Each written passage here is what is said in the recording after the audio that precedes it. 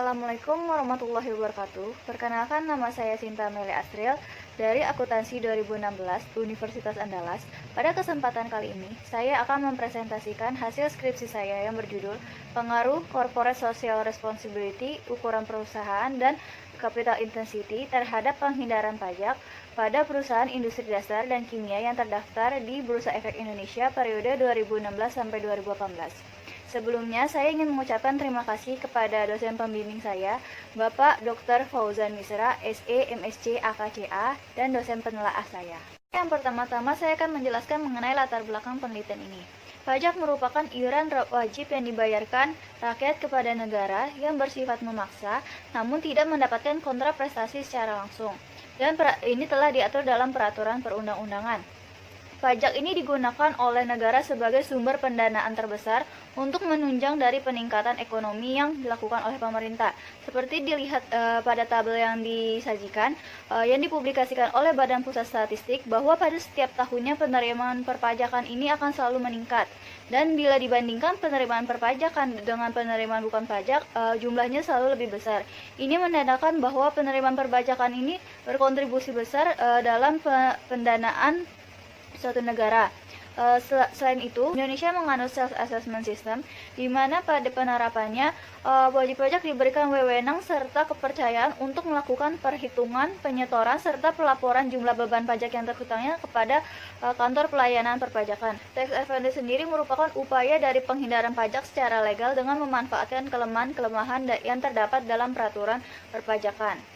Meski tindakan penghindaran pajak ini dianggap legal dengan memanfaatkan loopholes dari undang-undang, namun pemerintah menentang dari praktik penghindaran pajak ini, di mana beban pajak yang ditanggung oleh suatu perusahaan ini akan berkurang sehingga akan menaikkan laba dari perusahaan tersebut dan mengurangi dari penerimaan negara, sehingga akan terjadi dilema etika ketika suatu perusahaan melakukan penghindaran perpajakan ini, di mana ini akan membuat profitabilitas perusahaan ini meningkat, namun beban pajak yang dibayarkannya akan berkurang. Juga akan ini mengurangi dukungan suatu perusahaan kepada pemerintah dalam pembangunan yang dilakukan oleh pemerintah tersebut, sehingga tindakan ini dianggap tidak memiliki tanggung jawab secara sosial. Ada beberapa faktor yang dapat digunakan oleh perusahaan untuk melakukan penghindaran perpajakan, seperti CSR. CSR ini merupakan peran serta perusahaan untuk membangun perekonomian, untuk meningkatkan kualitas lingkungan hidup yang bermanfaat bagi perusahaan itu tersendiri, pemerintah maupun masyarakat sekitar. Isu CSR ini menjadi hal yang sangat menarik setelah dijadikan kewajiban dalam amandemen RUU Perseroan Terbatas tahun 2007. Selain itu, ukuran perusahaan ini dapat dilihat dari total aset yang dimiliki suatu perusahaan. Semakin besar total aset yang dimiliki suatu perusahaan akan menandakan semakin besar perusahaan tersebut. Suatu perusahaan yang besar ini ditandai dengan transaksi yang dilakukannya itu lebih kompleks dan lebih banyak, maka perusahaan itu dapat melakukan penghindaran perpajakan dari transaksi yang dilakukan. Selain itu, capital intensity atau rasio intensitas modal ini dapat digunakan untuk melakukan penghindaran perpajakan karena di mana manajemen itu menggunakan dana menganggur untuk membeli aset tetap. Nah, aset tetap itu setiap tahunnya akan mengalami penyusutan, sehingga adanya beban penyusutan yang akan mengurangi beban pajak suatu perusahaan juga. Maka ini juga dapat dijadikan faktor untuk melakukan penghindaran perpajakan karena akan mengurangi jumlah beban pajak yang dibayarkan oleh suatu perusahaan. Penelitian ini menggunakan perusahaan sektor industri dasar dan kimia yang terdaftar pada Bursa Efek Indonesia, di mana perusahaan ini dipilih karena memiliki kontribusi untuk dari sektor penerimaan pajak terbesar. Selain itu juga sektor ini pada tahun 2007 sampai 2018 ini memiliki pertumbuhan yang cukup tinggi dan memiliki posisi kedua setelah sektor keuangan. Selain itu, sektor ini juga dianggap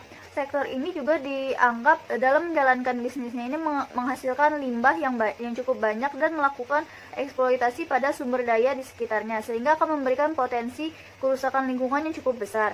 Sehingga penerapan dari CSR ini sangat diwajibkan untuk perusahaan pada sektor ini. Dan pemilihan periode 2016 sampai 2018 karena menggambarkan keadaan terkini dari pasar modal di Indonesia. Penelitian ini terdapat 3 rumusan masalah. Yang pertama, apakah corporate social responsibility ini berpengaruh terhadap penghindaran perpajakan? Yang kedua, apakah ukuran perusahaan berpengaruh terhadap penghindaran perpajakan? Dan yang ketiga, apakah capital intensity berpengaruh terhadap penghindaran perpajakan? Juga untuk tujuan penelitiannya ada 3, untuk menguji pengaruh CSR terhadap penghindaran perpajakan pada perusahaan industri dasar dan kimia yang terdaftar di BEI periode 2016 sampai 2018. Yang kedua, untuk menguji pengaruh ukuran perusahaan terhadap penghindaran perpajakan pada perusahaan sektor industri dasar dan kimia yang terdaftar di BEI 2016 sampai 2018. Dan yang ketiga, untuk menguji pengaruh capital intensity terhadap penghindaran perpajakan yang terdaftar pada perusahaan sektor industri dasar dan kimia yang terdaftar di BEI periode 2016 sampai 2018. Sedangkan untuk manfaat penelitian itu tersendiri ada 3. Yang pertama, bagi akademis, di mana diharapkan penelitian ini dapat memberikan tambahan informasi untuk penelitian selanjutnya untuk menguji pengaruh ukuran perusahaan, capital intensity, serta CSR terhadap penghindaran perpajakan pada perusahaan industri dasar dan kimia. Yang kedua, bagi perusahaan, ini dapat dijadikan bahan pertimbangan oleh manajemen untuk melakukan suatu kebijakan untuk menggunakan praktik penghindaran perpajakan. Dan yang terakhir, bagi pengguna laporan keuangan, ini dapat dijadikan bahan pertimbangan dan tambahan informasi dalam pengambilan keputusan untuk berinvestasi. Selanjutnya masuk landasan teori. Pada penelitian ini terdapat 6 landasan teori. Yang pertama, penghindaran perpajakan atau tax avoidance. Suatu perusahaan dapat melakukan penghematan beban perpajakan dengan melakukan penghindaran pajak atau tax avoidance maupun penggelapan pajak atau tax evasion. Penghindaran pajak ini sendiri merupakan cara yang dilakukan suatu perusahaan dengan cara yang legal karena memanfaatkan celah ketidaksempurnaan suatu peraturan perundang-undangan perpajakan. Namun, meskipun ini dianggap legal, tapi penghindaran perpajakan ini akan menimbulkan resiko bagi perusahaan. Dalam pelaksanaannya, penghindaran perpajakan ini akan menimbulkan dilema etika, di mana ini akan mengurangi dukungan perusahaan terhadap pemerintah dalam pembangunan yang dilakukan, sehingga perusahaan ini dianggap tidak bertanggung jawab secara sosial. Pada satu sisi, penghindaran perpajakan ini diperbolehkan, namun di sisi lain penghindaran perpajakan ini tidak diinginkan. Selanjutnya ada teori keagenan, di mana dalam suatu perusahaan adanya pemisahan tugas antara pemilik dengan manajemen, di mana pemilik ini sebagai prinsipal akan memberikan suatu perintah kepada manajemen sebagai agennya, di mana perintah ini akan menimbulkan kemungkinan manajemen akan melakukan tindakan yang tidak sesuai dengan keinginan pemilik perusahaan dan akan menimbulkan dari agensi problem atau masalah agensi, di mana dalam konsep agensi ini manajemen akan menjalankan kewajibannya sebagai bagian dari kepentingan pemilik, tetapi manajemen hanya melakukan tindakan yang dianggap untuk memaksimalkan utilitasnya tersendiri. Dalam suatu perusahaan, manajemen ingin mendapatkan kompensasi dari laba yang tinggi, namun sebaliknya pemilik berkeinginan untuk beban pajak yang dibayarkan ini rendah sehingga laba yang diharapkan itu tidak terlalu besar. Yang ketiga ada teori legitimasi, di mana teori ini dilandasi dari kontrak sosial yang terjadi antara perusahaan dengan masyarakat. Legitimasi sendiri merupakan kondisi atau status yang terjalin ketika suatu entitas memiliki nilai yang sejalan dengan masyarakat. Dowling-Fever pada tahun 1975 menyatakan alasan yang logis mengenai teori ini, di mana organisasi ini akan berusaha menciptakan keselarasan antara nilai-nilai sosial yang melekat pada perusahaannya dengan norma-norma perilaku yang berada di masyarakat sekitar organisasi tersebut, di mana apabila selama kedua sistem ini selaras, maka hal tersebut akan menimbulkan suatu legitimasi yang baik bagi perusahaan.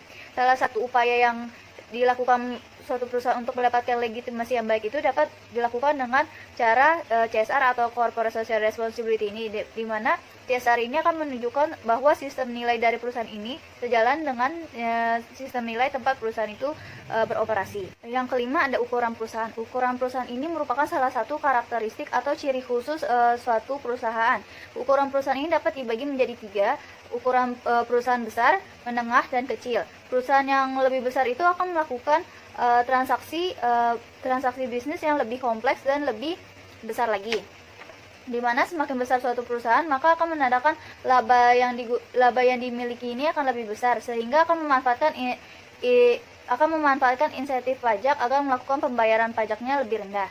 Yang selanjutnya ada capital intensity, di mana merupakan faktor yang dapat mempengaruhi tingkat pajak efektif secara langsung.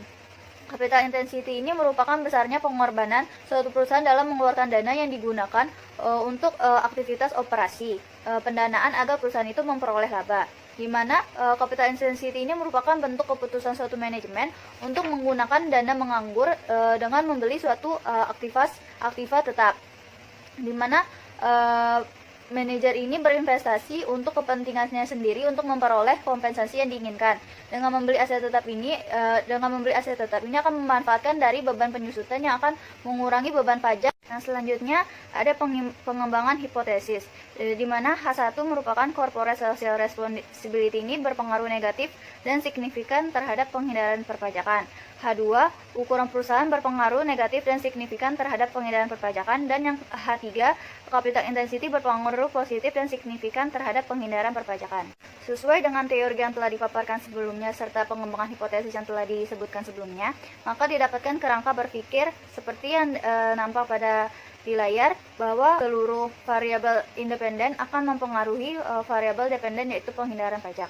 Selanjutnya kita masuki metode pengumpulan data. Dalam penelitian ini, populasi penelitian yang digunakan merupakan perusahaan sektor industri dasar dan kimia terdaftar di BEI periode 2016 sampai 2018. Sedangkan untuk menentukan sampel penelitian pada penelitian ini menggunakan metode progressive sampling dengan adanya 5 kriteria. Selanjutnya dari metode pengumpulan data, penelitian ini menggunakan data sekunder, di mana data ini merupakan data yang tidak didapat secara langsung dan didapat dari pihak lain. Di mana saya mendapatkan data dari penelitian ini diunduh dari situs resmi BEI. Yang selanjutnya ada variabel penelitian. Yang pertama ada variabel terikat atau dependent variable, di mana merupakan variabel utama yang menjadi faktor yang berlaku dalam suatu penelitian. Variabel terikat dari penelitian ini merupakan penghindaran perpajakan. Dan yang selanjutnya ada variabel bebas atau independent variable, ada 3. Yang pertama corporate social responsibility, ukuran perusahaan, dan capital intensity. Pada variabel CSR sendiri diukur dengan rasio pengungkapan CSR yang mengacu pada GRI yang terdapat dalam annual report ataupun sustainability report, di mana menggunakan variabel dummy. Yang selanjutnya ada ukuran perusahaan. Ukuran perusahaan ini menggunakan log natural dari aset perusahaan. Dan yang terakhir capital intensity. Capital intensity didapatkan dengan membagi aset tetap bersih dibagi dengan total aset tetap dikali 100%. Selanjutnya ada metode analisis data. Pada penelitian ini menggunakan 4 uji. Yang pertama dari uji asumsi klasik, terdiri dari uji normalitas, autokorelasi, heteroskedastisitas, dan multikolinearitas. Yang selanjutnya ada analisis statistik deskriptif yang terdiri dari nilai minimum, maksimum, nilai rata-rata, dan simpangan baku. Yang selanjutnya ada uji korelasi, dan yang terakhir ada uji hipotesis yang terdiri dari uji koefisien determinasi, uji T, dan uji F. Baiklah, sekarang masuki hasil penelitian dan pembahasan, di mana kriteria dari sampel yang telah disebutkan sebelumnya. Terdapat jumlah sampel sebanyak 69 yang didapati dari 71 perusahaan sektor industri dasar dan kimia terdaftar di BEI, dan perusahaan yang tidak melaporkan sustainability report sebanyak 25, perusahaan yang tidak menggunakan mata uang asing sebesar 13, perusahaan yang mengalami kerugian pada suatu periode laporan keuangan dari 10, perusahaan yang memiliki nilai CETR lebih dari 1 pada satu periode laporan keuangan ada 0, dan perusahaan yang tidak menyediakan data terkait variabel penelitian ada 0. Sehingga didapati selama 3 periode jumlah sampel penelitian ini didapati 69 perusahaan. Kelas selanjutnya memasuki dari hasil uji asumsi klasik. Yang pertama dari hasil uji normalitas.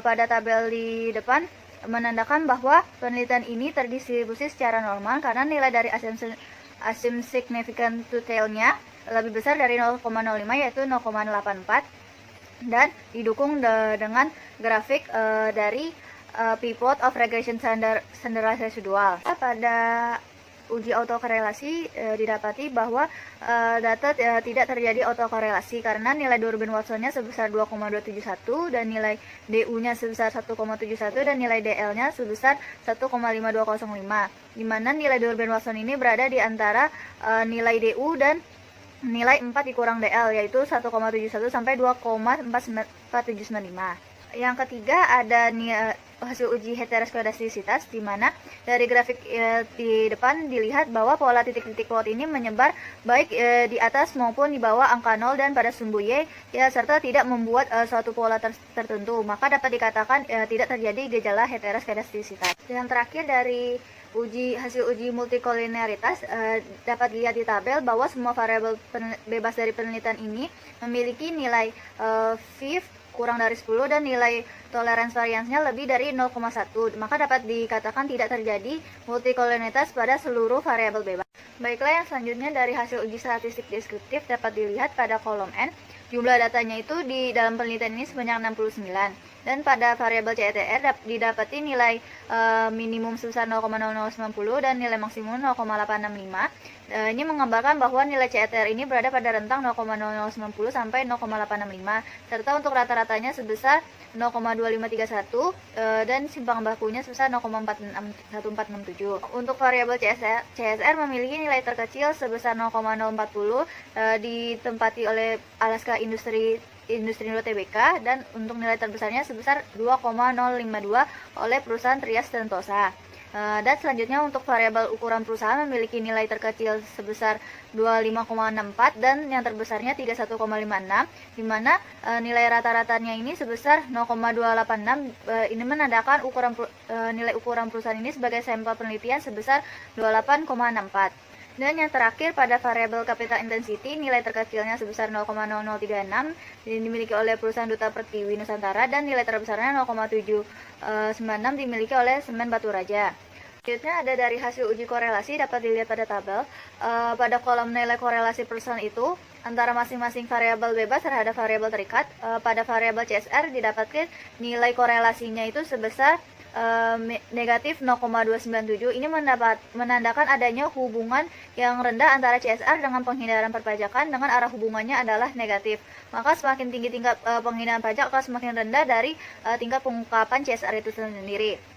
Selanjutnya dari uji korelasi dari hasil korelasi perusahaan antara penghindaran pajak dengan ukuran perusahaan didapati nilai sebesar negatif 0,041, di mana ini menandakan adanya hubungan yang sangat rendah antara kedua variabel dan arah hubungannya merupakan negatif, di mana akan bahwa semakin besar ukuran suatu perusahaan akan semakin rendah perusahaan tersebut melakukan tindakan penghindaran perpajakan. Dan yang terakhir pada variabel capital intensity, hasil korelasi perusahaannya sebesar 0,122 yang menandakan adanya hubungan yang rendah antara kedua variabel dan arah hubungannya adalah positif. Ini menandakan bahwa semakin besar capital intensity akan semakin besar pula tindakan penghindaran perpajakan.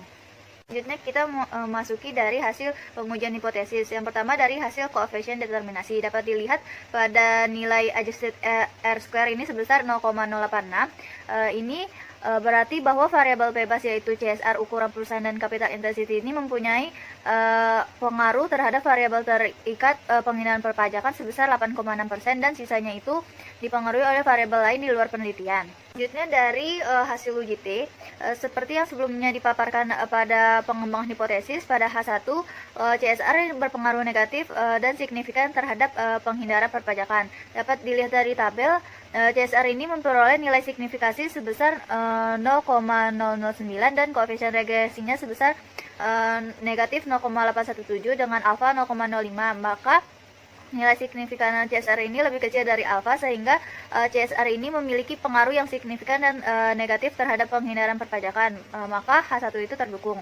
Yang selanjutnya dari H2, ukuran perusahaan berpengaruh negatif dan signifikan terhadap penghindaran perpajakan. Dapat dilihat nilai dari signifikansinya sebesar 0,453, di mana ini lebih besar dari 0,05. Dan koefisien regresinya sebesar negatif 0,009. Maka ukuran perusahaan ini tidak memiliki hubungan yang signifikan dengan penghindaran perpajakan, sehingga H2 gagal diterima. Terakhir dari H3, di mana capital intensity ini berpengaruh positif dan signifikan terhadap penghindaran perpajakan. Dapat dilihat nilai signifikasi dari capital intensity ini sebesar 0,097, di mana lebih besar dari 0,05, dan nilai koefisien regresinya sebesar 0,148. Berarti ini menandakan tidak adanya hubungan yang signifikan antara kedua variabel ini, sehingga H3 gagal diterima. Yang terakhir dari hasil uji F, dapat dilihat di tabel bahwa F hitungnya itu sebesar 3,099 dan F tabel pada penelitian ini dengan N69 didapati 2,744. Maka dapat dikatakan F hitung lebih besar dari F tabel Ini menandakan bahwa adanya variabel bebas memiliki pengaruh secara simultan terhadap variabel terikat. Selanjutnya masuk dari pembahasan hasil penelitian. Yang pertama, pengaruh CSR terhadap penghindaran pajak. Didapati bahwa adanya pengaruh yang negatif dan signifikan antara CSR dengan penghindaran pajak. Ini berarti semakin tinggi pengungkapan CSR, maka semakin rendah penghindaran pajak yang dilakukan oleh suatu perusahaan. Ini berdasarkan teori yang ada dan hasil penelitian, maka didapati sejalan dengan hipotesis yang dikemukakan. Perusahaan yang melakukan CSR ini akan mendapatkan legitimasi yang baik dari para stakeholdernya, pemerintah, dan masyarakat sekitar. Sehingga ketika tindakan penghindaran perpajakan ini merupakan tindakan yang tidak etis dan bertolak belakang dengan CSR, di mana tingkat pengungkapan CSR yang tinggi ini akan membuat tindakan penghindaran perpajak ini akan menjadi rendah. Hasil penelitian ini sejalan dengan hasil penelitian dari Dewi Danoviari 2017, Dharma Danoviari 2017, serta Lanis dan Richardson tahun 2012. Yang kedua, ada pengaruh ukuran perusahaan terhadap penghindaran pajak, di mana didapati tidak adanya hubungan yang signifikan antara penghindaran pajak dengan ukuran perusahaan. Berarti ini menunjukkan bahwa seluruh perusahaan merupakan wajib pajak yang dapat menarik perhatian pemerintah untuk dilakukannya pemeriksaan oleh Fiskus jika memiliki indikasi pelanggaran. Di mana dari teori yang ada dan hasil penelitian ini tidak sejalan dengan hipotesis, dan teori keagenan sumber daya yang dimiliki oleh perusahaan ini akan digunakan oleh agen untuk memaksimalkan kompensasi kinerja yang didapatkan. Cara ini akan menekan dari beban pajak sehingga kinerja perusahaan ini akan meningkat. Dan yang terakhir, dari pengaruh capital intensity terhadap penghindaran pajak, didapati tidak adanya hubungan yang signifikan antara kedua variabel ini. Ini berarti tinggi atau rendahnya dari tindakan penghindaran perpajakan ini tidak akan dipengaruhi oleh capital intensity. Hasil ini juga sejalan dengan penelitian dari Mulyani 2014, Nugroho 2011, dan Lestari 2010. Hal ini karena adanya dugaan bahwa perusahaan di Indonesia ini memiliki aset yang telah melewati batas untuk penyusutan aset yang sudah diatur dalam peraturan perundang-undangan perpajakan. Sehingga secara fiskal tidak ada lagi beban penyusutan yang dapat menjadi pengurangan dari penghasilan suatu perusahaan. Masuk pada bagian penutup. Yang pertama, dari kesimpulan, adanya hubungan yang negatif dan signifikan antara CSR dengan penghindaran perpajakan pada perusahaan sektor industri dasar dan kimia yang terdaftar di BI periode 2016 dan sampai 2018. Hal ini mendukung teori legitimasi, di mana kegiatan CSR ini dilakukan perusahaan untuk membuat citra yang baik dengan tingkat pengungkapan aktivitas yang tinggi, maka akan semakin rendah tingkat dari keagresifan perusahaan melakukan penghindaran perpajakan, karena kedua hal ini dianggap tidak bertolak belakang, dan penghindaran perpajakan ini dianggap tidak etis dan tidak bertanggung jawab, maka tidak sejalan dengan CSR. Dan yang kedua, tidak adanya pengaruh yang secara signifikan antara ukuran perusahaan dengan penghindaran perpajakan pada perusahaan sektor industri dasar dan kimia terdaftar di BI periode 2016 sampai 2018. Ini menandakan besar atau kecilnya ukuran suatu perusahaan yang diproksikan dengan total aset diduga dapat mempengaruhi perusahaan melalui tindakan penghindaran perpajakan. Namun secara empiris pada penelitian ini tidak terbukti karena tidak adanya hubungan yang signifikan. Dan yang terakhir, tidak adanya pengaruh yang signifikan antara capital intensity dengan penghindaran perpajakan pada perusahaan sektor industri dasar dan kimia yang terdaftar di BEI periode 2016 sampai 2018. Ini menandakan bahwa besar atau kecilnya perusahaan melakukan investasi pada aset tetap yang dimilikinya dibandingkan dengan total aset ini tidak akan memberikan pengaruh terhadap perusahaan untuk melakukan tindakan penghindaran perpajakan. Selanjutnya, dari implikasi penelitian. Berdasarkan dari hasil penelitian mengenai pengaruh CSR, ukuran perusahaan, dan capital intensity terhadap penghindaran perpajakan, diharapkan dapat memberikan kontribusi terhadap pemerintah serta perusahaan. Yang terakhir, memasuki dari keterbatasan dan saran penelitian. Dari bagian keterbatasan, bahwa pengungkapan aktivitas CSR ini yang dilakukan oleh perusahaan sektor industri dasar dan kimia ini banyak yang belum berdasarkan dari indeks GRI, G4 maupun JR standar. Yang kedua adalah populasi penelitian ini hanya menggunakan perusahaan sektor industri dasar dan kimia, sehingga tidak dapat digeneralisasi dengan perusahaan sektor lainnya yang terdaftar di BEI. Dan yang terakhir, untuk mengukur penghindaran pajak ini hanya menggunakan proxy cash effective tax rate atau CETR. Yang selanjutnya, dari bagian saran, bagi peneliti selanjutnya diharapkan sampel yang akan diuji ini menggunakan sektor lain baik manufaktur maupun non-manufaktur, serta menggunakan variabel lain yang merupakan faktor yang dapat mempengaruhi tindakan dari penghindaran perpajakan. Dan yang terakhir, untuk perusahaan, penelitian ini berharap pengungkapan dari aktivitas CSR ini lebih diperhatikan lagi dengan menggunakan standar yang sudah ada, sehingga informasi yang disampaikan ini akan lebih terperinci. Baiklah, sekian presentasi hasil skripsi saya. Kurang lebihnya mohon maaf. Wassalamualaikum warahmatullahi wabarakatuh.